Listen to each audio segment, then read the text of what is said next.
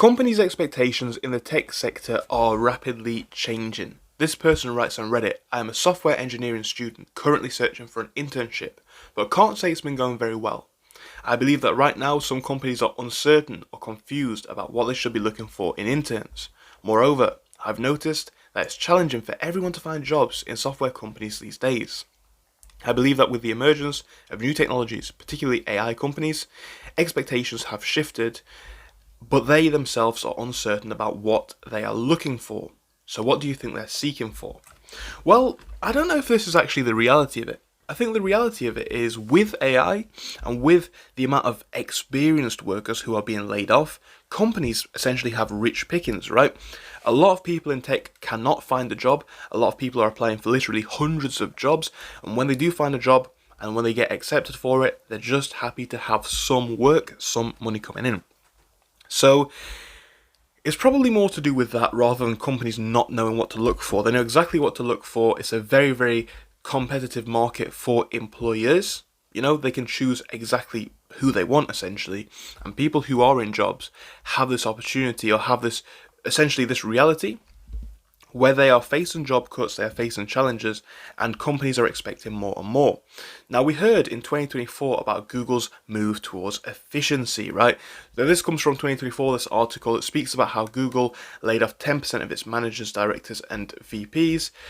More than 1,300 Googlers have already lost their jobs in 2024, and the company is facing threats from rivals and regulatory bodies. So again, this comes from last year, but please do take this in mind. The news comes at the end of a troubling year for the company, although layoffs have been nowhere near the 13,000 plus seen in 2023. Hundreds have lost their jobs at the company, part of several rounds of layoffs, including 1,000 at the start of 2024 and a further 300 in May. The most recent staffing change, believed to have been confirmed by Google's CEO in a recent all-hands meeting, hoped to simplify the organisational structure.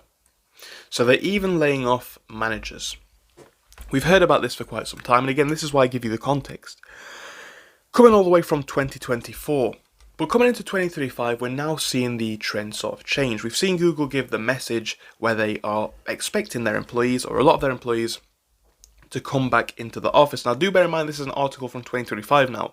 This is coming from April the 28th, so not even that old. And what we've seen in Google is a few very, very strong and harsh moves. Earlier this month, Google laid off hundreds of employees at its platforms and devices unit.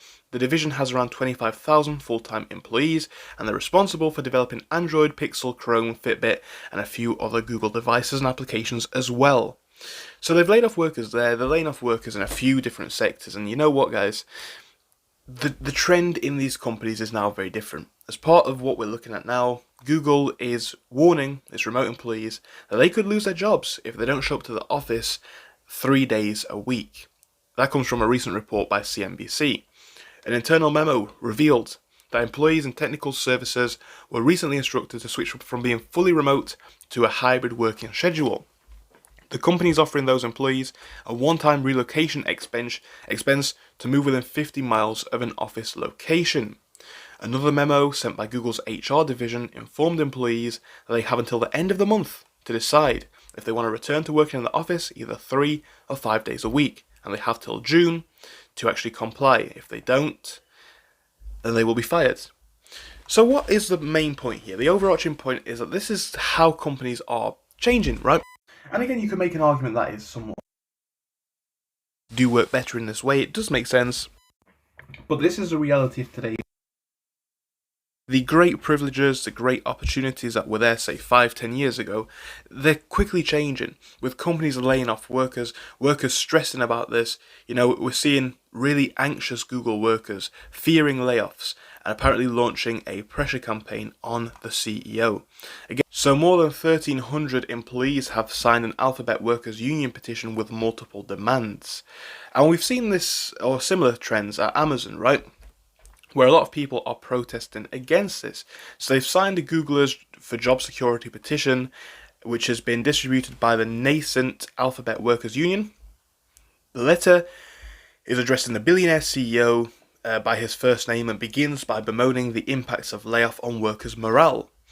They also then call on Google to offer voluntary buyouts for laying people off, guaranteeing a minimum level of severance benefits and not to lower performance review ratings as a pretext for cutting staff. Essentially, that is what a lot of people think. A lot of people think this is very coordinated. It's simply a way that companies are looking to cut back on staff. And obviously, a lot of companies are looking to cut back on staff to save costs. A lot of companies are looking to cut back on staff because AI is now a thing. But the reality, perhaps in a different light, is a lot of people see it as these companies are just trying to take in more profits. And again, behind all of these jobs is or are people. So that's perhaps a big concern for many. And now we're seeing a little bit of a backlash with people, obviously signing a petition. Again, we've covered at Amazon before how people are essentially protesting at Amazon because of recent layoffs in Canada. It's a really interesting time to be watching this market, but it's really unfortunate as all of these are not just job cuts, but it's real people who are being impacted. Let me know what you think about this in the comments, guys. Thank you for your time, and I hope I'll see you again. Goodbye.